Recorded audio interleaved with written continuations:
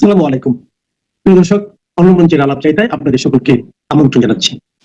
গত বছরের 5ই আগস্টের পর থেকে ভারত ও বাংলাদেশের সম্পর্ক একটা রোলার কোস্টার রাইডের মধ্য দিয়ে যাচ্ছে। সবশেষ ওসমান হাদির উপর হামলা এবং তার মৃত্যুকে ঘিরে বাংলাদেশে ভারত বিরোধী প্রচার দেখা যাচ্ছে। এমন প্রেক্ষাপটে ভারতের লোকসভায় দেশটির পররাষ্ট্র বিষয়ক সংসদীয় স্থায়ী কমিটির এক বিস্ফোরক রিপোর্ট জমা পড়েছে। Future of India Bangladesh relationship নামের এই রিপোর্টটি কেবল একটি সরকারি কাগজ নয়, বরং এটি বর্তমানে দিল্লি ও ঢাকার মধ্যকার থমথমে সম্পর্কের একটি এক্সট্রা রিপোর্ট।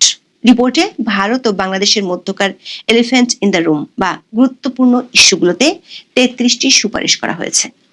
সবচেয়ে গুরুত্বপূর্ণ একটি বিষয় হলো সংসদীয় কমিটির এই রিপোর্টের কারণে শেখ হাসিনাকে ফেরত না দেওয়ার জন্য মোদী সরকার ভারতের সর্বদলীয় সিদ্ধান্ত পেয়ে গেল।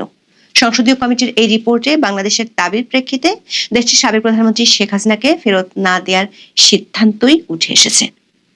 ভারতীয় গণমাধ্যমগুলো বলছে, কমিটির এমন অভিমতের ফলে শেখ হাসিনাকে ভারতে আশ্রয় দেওয়ার সিদ্ধান্ত এখন শুধু আর ভারত সরকারের বিষয় রইল না, বরং এই রিপোর্টের ফলে ভারতের সংসদে প্রতিনিধিত্বকারী সব দলই মোদী সরকারের সিদ্ধান্তের পক্ষে কথা বলল। রিপোর্টে বলা হয়েছে, বাংলাদেশে গত বছরের 5ই আগস্ট থেকে হাওয়া বদলে যাওয়ায় ভারত এখন বাংলাদেশে 1971 সালের পর সবচেয়ে বড় কৌশলগত চ্যালেঞ্জের মুখে পড়েছে। বাংলাদেশের জেনজিকে বাগে আনতে বেশ কিছু কৌশলে সুপারিশ করা হয়েছে। আর এই হাওয়া বদলের কারণে ভারত ও বাংলাদেশের সম্পর্কের মাঝখানে এখন তৃতীয় এবং চতুর্থ পক্ষ হিসেবে হাজির হয়েছে পাকিস্তান ও চীন। বাংলাদেশে এই দুই দেশের সামরিক তৎপরতার উপর কড়া নজর রাখার কথাও বলা হয়েছে প্রতিবেদনে।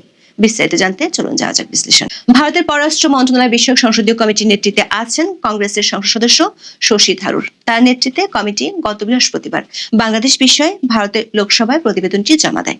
রিপোর্টে দিল্লিকে 33টি সুপারিশ দেওয়া হয়েছে।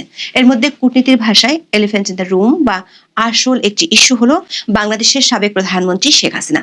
গত বছরের 5ই আগস্ট বাংলাদেশ ছেড়ে শেখ হাসিনা ভারতে আশ্রয় নেন। তারপর থেকে দুই দেশের মধ্যকার সম্পর্কের টানাপোড়েনের ক্ষেত্রে এটি সবচেয়ে আলোচিত ইস্যু। বাংলাদেশের পক্ষ থেকে শেখ হাসিনাকে ফেরত চেয়ে 2 দফা নোট ভার্বাল দেওয়া হয়েছে। তবে বাংলাদেশের পররাষ্ট্র মন্ত্রণালয়ের ভাষ্য হলো, এখনো পর্যন্ত ভারতের পক্ষ থেকে তেমন কোনো সন্তোষজনক আনুষ্ঠানিক জবাব বাংলাদেশ পায়নি। এমন প্রেক্ষাপটে ভারতীয় সংসদীয় কমিটির রিপোর্টটি শেখ হাসিনা সম্পর্কে কি বলছে তা বেশ গুরুত্বপূর্ণ। এই প্রতিবেদনটি পড়লে মনে হবে ভারত তাকে ফেরত দেওয়ার চেয়ে বরং সভ্যতাগত মূল্যবোধ নিয়ে বেশি চিন্তিত। ভারতীয় গণমাধ্যমগুলো বলছে, শেখ হাসিনাকে ভারতে আশ্রয় দেওয়ার সিদ্ধান্তে ফের সিলমোহর দিল এই কমিটি। শেখ হাসিনাকে ভারতে আশ্রয় দেওয়ার সিদ্ধান্তে প্রথমে দেশটির সংসদ, তারপর পররাষ্ট্র মন্ত্রণালয়ের সংসদীয় কমিটি আগেই সায় দিয়েছিল। কিন্তু নতুন বাস্তবতায় বৃহস্পতিবার সংসদীয় কমিটি আবারও ভারত সরকারের সিদ্ধান্তকে সমর্থন করেছে। প্রতিবেদনে বলা হয়েছে, শেখ হাসিনাকে আশ্রয় দেওয়াটা ভারতের সভ্যতাগত আদর্শ এবং মানবিক ঐতিহ্যের অংশ। তার মানে হলো, মেহমানকে বিপদকালে দরজা দেখিয়ে বের করে দেয়া ভারতের সংস্কৃতিতে নেই। এমনকি শশী থারুর শেখ হাসিনার মৃত্যুদণ্ড হওয়ার বিষয়টিকে অত্যন্ত উদ্বেগজনক এবং অপ্রীতিকর বলে মন্তব্য করেছেন। দ্য ওয়ালের খবরে বলা হয়েছে, সংসদীয় কমিটির এই অভিমত শেখ হাসিনা এবং আওয়ামী লীগের জন্য বাড়তি স্বস্তির কারণ বলে মনে করছে ওয়াকিবহল মহল। গত মাসে শেখ হাসিনাকে বাংলাদেশের ট্রাইব্যুনাল মৃত্যুদণ্ড দেওয়ার পর বাংলাদেশের অন্তর্বর্তী সরকার সাবেক প্রধানমন্ত্রীকে ফেরত পাঠানোর জন্য বারে বারে তাগাদা দিচ্ছে। বাংলাদেশ সরকারের পাঠানো কূটনৈতিক চিঠির প্রাপ্তি স্বীকার করলেও ভারত এখনো পর্যন্ত এর জবাব দেয়নি। এর মধ্যে ভারতের পররাষ্ট্রমন্ত্রী এস জয়শঙ্কর দিল্লিতে এক অনুষ্ঠানে শেখ হাসিনাকে ফেরত দেওয়ার প্রসঙ্গে ভারত সরকারের অবস্থান স্পষ্ট করেন। তিনি বলেন, বাংলাদেশের সাবেক প্রধানমন্ত্রী কবে দেশে ফিরবেন সেটা তার একক সিদ্ধান্ত। ভারত সরকার এই ব্যাপারে কোনো সিদ্ধান্ত নেবে না। বিদেশমন্ত্রীর এই বক্তব্যে স্পষ্ট হয়ে গিয়েছিল, শেখ হাসিনাকে ফেরাতে কোনোভাবেই রাজি নয় ভারত সরকার। তবে ভারতীয় গণমাধ্যমগুলো বলছে, দেশটির পররাষ্ট্র মন্ত্রণালয়ের সংসদীয় কমিটির সিদ্ধান্তের গুরুত্ব ও তাৎপর্য অনেক বেশি। কমিটির অভিমতের ফলে শেখ হাসিনাকে ভারতে আশ্রয় দেওয়ার সিদ্ধান্ত এখন শুধু আর ভারত সরকারের বিষয় রইল না। প্রথম সারির সব দল কার্যত আওয়ামী লীগ নেত্রীকে আশ্রয় দেওয়ার সিদ্ধান্তে ফের সিলমোহর দিল। গত বছরের 5ই আগস্ট সাবেক প্রধানমন্ত্রী শেখ হাসিনা ভারতে যাওয়ার পরদিন সর্বদলীয় বৈঠকে ভারত সরকারের তরফে বাংলাদেশের পরিস্থিতি এবং শেখ হাসিনার দেশ ত্যাগের কারণ ব্যাখ্যা করা হয়। সেই বৈঠকেই সব দল বাংলাদেশের সাবেক প্রধানমন্ত্রীকে আশ্রয় দেওয়ার সরকারি সিদ্ধান্তে সিলমোহর দেয়। বিদেশ সচিব বিক্রম মিশ্রি অবশ্য কমিটিকে বলেছেন, শেখ হাসিনা ভারতের মাটি ব্যবহার করে কোনো রাজনৈতিক কর্মকাণ্ড করছেন না। যদিও শেখ হাসিনা মাঝে মাঝে তার পার্সোনাল ডিভাইস দিয়ে অডিও বার্তা ছাড়ছেন, দিল্লি বলছে সেটা তাদের অনুমোদিত নয়। মোদ্দা কথা হলো, বর্তমান প্রেক্ষাপটে তাকে ফেরত দেওয়ার কোনো ইঙ্গিত এই প্রতিবেদনে নেই। ভারতীয় সংসদীয় কমিটি তাদের রিপোর্টে বাংলাদেশের বর্তমান পরিস্থিতি কমপ্লেক্স অ্যান্ড ইভলভিং অর্থাৎ জটিল এবং বিবর্তিত বলে মন্তব্য করেছে। বাংলাদেশের সংখ্যালঘুদের উপর আক্রমণের বিষয়ে ভারত সরকার উদ্বিগ্ন বলে জানানো হয়েছে। শশী থারুর প্রতিবেদনের শুরুতেই ভারত এক বিশাল বড় স্টেটমেন্ট দিয়েছে। তারা বলছে, ভারত এখন বাংলাদেশে 1971 সালের পর সবচেয়ে বড় কৌশলগত চ্যালেঞ্জের মুখে দাঁড়িয়ে আছে। মজার ব্যাপার হলো, রিপোর্টে 1971 এবং 2025-এর মধ্যে একটা দারুণ তুলনা টানা হয়েছে। সংসদীয় কমিটি বলছে, 1971 সালে চ্যালেঞ্জ ছিল অস্তিত্ব রক্ষার, একটা নতুন জাতির জন্মের মানবিক সংকট, কিন্তু 2025-এর সংকটটা আরো সূক্ষ্ম এবং সম্ভবত আরো গভীর। তারা একে বলছেন প্রজন্মগত বিচ্ছিন্নতা বা জেনারেশনাল ডিসকন্টিনিউটি। সোজা বাংলায়, বাংলাদেশের নতুন প্রজন্ম বা জেনজির সাথে দিল্লির একটা বড় গ্যাপ তৈরি হয়েছে। রিপোর্টে একটি সতর্ক বার্তা দেওয়া হয়েছে, যা বেশ কড়া। যদি ভারত এখনই তাদের নীতি পুনর্মূল্যায়ন না করে, তবে তারা ঢাকাতে কোনো যুদ্ধ ছাড়াই স্রেফ অপ্রাসঙ্গিক হয়ে যাওয়ার ঝুঁকিতে পড়তে পারে। রিপোর্টে ডিজিটাল যুগের রাজনীতিকেও গুরুত্ব দেওয়া হয়েছে। আগে রাজনীতি হতো পোস্টার আর মিছিলে, এখন সেটা চলে গেছে মোবাইল স্ক্রিনে, যাকে বলা হচ্ছে মিমিফাইড পলিটিক্স।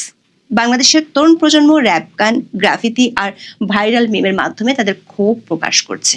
নাটক কম করো প্রিয় বা মব রিপাবলিকের মতো ভাইরাল হওয়া বিষয়গুলো ভারত লক্ষ্য করেছে। সেজন্য রিপোর্টের সুপারিশে বলা হয়েছে, অবৈধ অনুপ্রবেশ ঠেকাতে এবং ভুল করে যাতে কোনো ভারতীয়কে বাংলাদেশে পুশিন করা না হয়, সেজন্য একটি যৌথ মেকানিজম তৈরি করা দরকার। আর সংসদীয় প্রতিনিধি দল এবং মিডিয়া এক্সচেঞ্জ বা সাংস্কৃতিক বিনিময়ের মাধ্যমে সম্পর্ককে ফের চাঙ্গা করার কথা উল্লেখ আছে রিপোর্টে। ভারতীয় সংসদীয় কমিটির রিপোর্ট বলছে, পাকিস্তান ও চীনের ভূত এখন ভারতের নতুন মাথা ব্যথার কারণ হয়ে দাঁড়িয়েছে।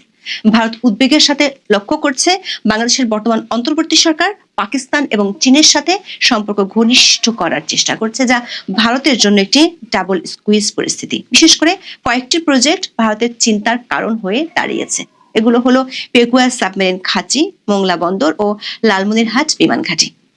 চীনের সহায়তায় এই প্রজেক্টগুলো ভারতের চিকেন স্নেক করিডোরের খুব কাছে হওয়াতে দিল্লি বেশ টেনশনে আছে।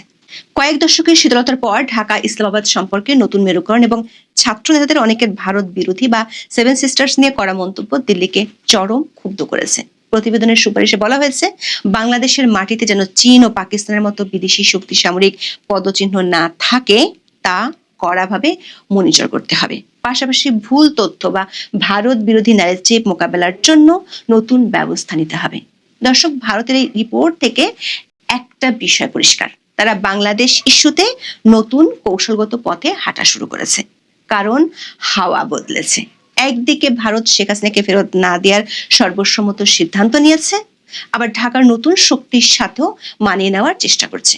সম্পর্কের এই ঘোলাটে পানিতে পাকিস্তান ও চীন তাদের বড় বড় জাল ফেলছে, যা দেখে দিল্লির টেনশন বাড়ছে। ভারতের একজন বিশ্লেষক বলছেন, ভারত আর বাংলাদেশের সম্পর্কটা হলো সেই পুরনো ডাল ভাতের মতো। যতই বিরিয়ানি বা চাইনিজ খাওয়ার শখ হোক না কেন, পেট ভরাতে সেই ডাল ভাতই লাগে। তবে সমস্যা হলো, ডালটা এখন একটু বেশি পাতলা হয়ে গেছে আর ভাতটা হয়ে গেছে শক্ত। এখন দেখার বিষয়, শশী থারুরের এই 33টি দাওয়াই দিয়ে এই সম্পর্ক কতটা সুস্বাদু হয়।